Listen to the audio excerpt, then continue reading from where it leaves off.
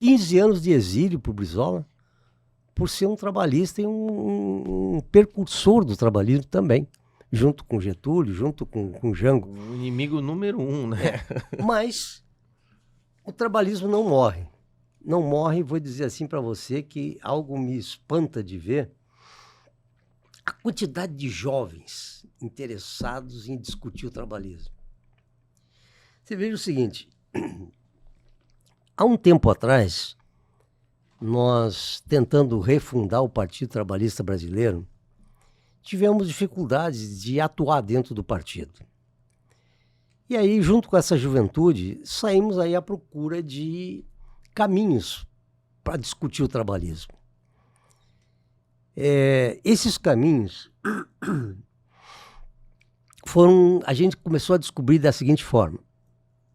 Peguei a juventude trabalhista junto comigo, vamos ver quem é que pensa no país sobre o trabalhismo e o que pensam sobre isso.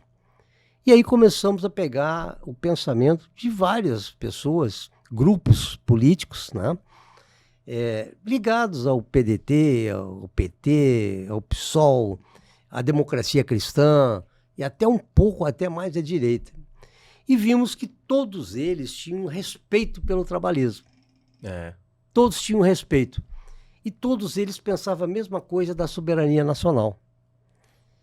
Então, haviam pontos que nos ligavam, faziam essa ligação.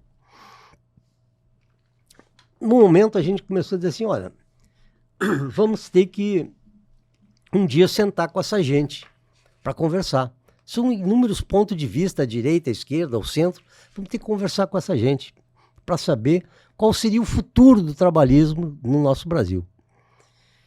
E aí pensamos, olha, vamos fazer um encontro presencial com essa gente e vamos ver aonde poderíamos e tal. E aí tivemos uma oferta de São Paulo, uma oferta de um pessoal lá da área fazendária, Associação de Fazendários, e olha, eles têm uma estrutura lá magnífica, né, extraordinária, e nos ofereceram, pode fazer aqui. 0,800 a garotada, não tinha dinheiro mesmo. Né? Aí começou aquela dúvida, mas vamos fazer em São Paulo. São Paulo nunca teve uma tradição trabalhista, será que vai dar certo? Será que não vai dar certo? Essa associação, a Fresp, tinha um auditório imenso, para mais de 500 lugares, e tinha salas menores para 30, 40 pessoas, para também uma bela reunião. Aí pedimos ao presidente da Fresp, que era simpático, a gente, e, olha, nos reserva uma sala dessas e eu revelo o auditório, vamos ver o que vai dar.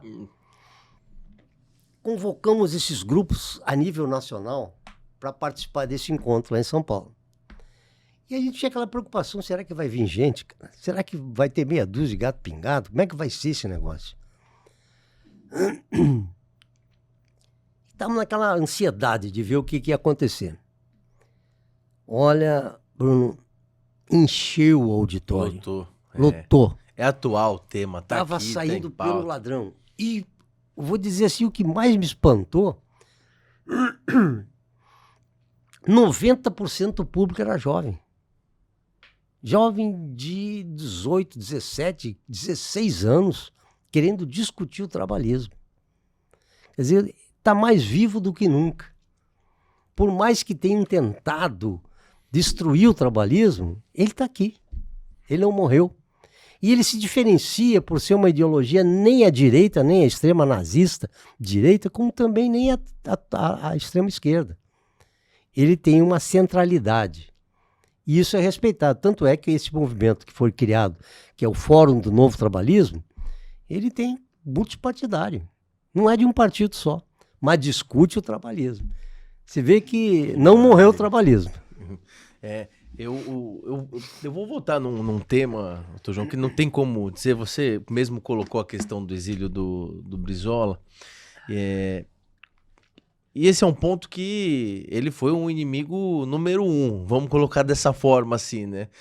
Centenas de monitoramentos, enfim, tudo que aconteceu com a família, Como é que você vê isso, os impactos hoje desse período sombrio da história do Brasil, de perseguição, de violência, de suspensão de garantias fundamentais? Como é que isso foi para sua família? Porque eu também tomei o cuidado e vi que você foi monitorado, né, pelo SNI, pelas autoridades, toda a sua família. Como é que você encara tudo isso hoje, num crescimento, por exemplo, do autoritarismo? Como é que você enxerga essa questão? Você acha que a gente tem muito ainda para desenvolver nessa área? Como é que foi? É verdade, a gente foi monitorado, a família toda, não apenas eu, mas talvez eu era o mais politizado da família, né? E eles, desde a época da universidade, já sabiam onde é que eu andava, o que eu fazia, o que eu representava lá dentro dos centros acadêmicos, reuniões que eu participava fora disso aí, eles me acompanhavam. E por várias situações, né? Mas tudo em decorrência de um sistema. Um sistema que é um sistema capitalista, cujo lucro está acima de qualquer coisa. Ora, Brizola era o ponto central desse processo. Você imagina um governador do Rio Grande do Sul, que não era um estado que tinha um brilho diferente, como era São Paulo, como era o Rio de Janeiro. Um governador desse estado, né, vai e resolve dizer o seguinte: eu preciso de energia elétrica para poder fazer o Rio Grande do Sul crescer. Ele vai na empresa, que na época era uma empresa americana, a Bonenshare, e diz a ela o seguinte: para eu poder melhorar a qualidade da energia no Rio Grande do Sul, eu preciso botar energia aqui e tal, preciso localizar para poder que o Rio Grande do Sul consiga avançar nesse sentido. A Bonenshare disse que não tinha como botar, porque isso geraria uma despesa que só ia render retorno a longo prazo e que eles achavam que não dava. Já estava no fim da concessão da Bonenshare. Brizola vai. Vocês não podem fazer? Não. Então vamos calcular o que vocês tinham que fazer e que não fizeram e o que está projetado para o futuro. E vimos que vocês devem mais para a gente do que a gente deve para vocês. E aí, juridicamente, o Brizola, que sempre foi um legalista, ele vai e compra, ele desapropria a empresa. Paga um valor lá simbólico, aí desapropria a empresa. Ora, ninguém no Brasil tinha tido a audácia de meter a mão com uma empresa americana. Coragem. E aí o que o pessoal fala? É um comunista, né? Mexeu com o capital. Mas Brizola, em vez de sossegar com isso, não, ele diz: olha, eu também preciso melhorar a questão da comunicação. E aí Brizola vai e começa a dizer que a empresa, que era uma empresa também americana, a ITT, International Telephone, que essa empresa precisava botar telefonia no estado todo para poder as pessoas se comunicarem, se desenvolver. E é a mesma situação, já estava em final de contrato, eles não quiserem investir, então não tem jeito, vamos fazer a mesma coisa. Vocês devem para a gente mais do que a gente deve para vocês. Então, campou, criou a Companhia Estadual de Telefonia, CRT, e com isso ele mexeu de novo com o capital americano. Isso tornou-se um escândalo no mundo, é um comunista perigoso. Brizola nunca foi comunista. Nunca foi.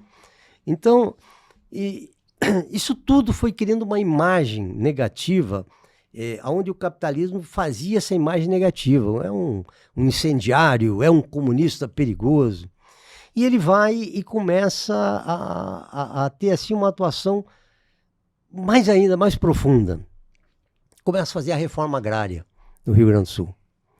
Essa reforma agrária, ele começou com as terras próprias da esposa dele, a minha tia. Ele tinha uma fazenda ali, ele loteou a fazenda, deu exemplo. Começou a reforma agrária ali. Então, isso é perigoso. Vai mexer com a terra agora, todo mundo pode dizer assim, vai tomar a terra de todo mundo, vai fazer... Não tinha nada disso. Ele estava mostrando que aquele processo agrário ali seria bom para o Rio Grande do Sul, como foi. Brizola continua ainda atuando agora a nível de atuar contra o capitalismo nacional. Por quê? Ora, os bancos que estavam sediados no Rio Grande do Sul emprestavam dinheiro para os gaúchos e retornavam todo o dinheiro para a sede principal. Rio de Janeiro, São Paulo e Minas Gerais.